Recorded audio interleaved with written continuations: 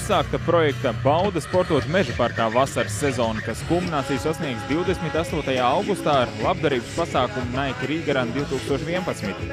Sadarbībā ar Svetbanku un Sportlandu tapušajam Nike skrejienam visa dalības maksa tāpat kā pagājušo gadu ar Ziedot LV starpniecību tiks izmantota projektam Mazās sirsniņas, lai palīdzētu bērniem, kuri nevar skriet.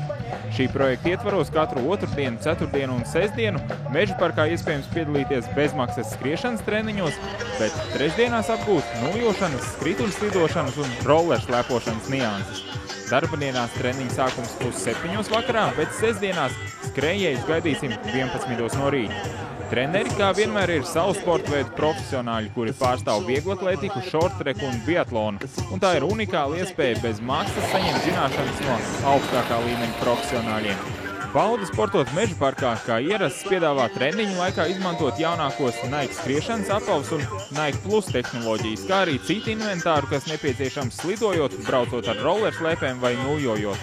Lai treniņus padarītu interesantākus, tajos tiek iesaistīti arī sabiedrībā zinām cilvēki. Meža parkā jau viesojušies gan hokejisti un basketbolisti, gan mūziķi un aktieri. Uz tikšanos treniņos un Nike Rīgaran!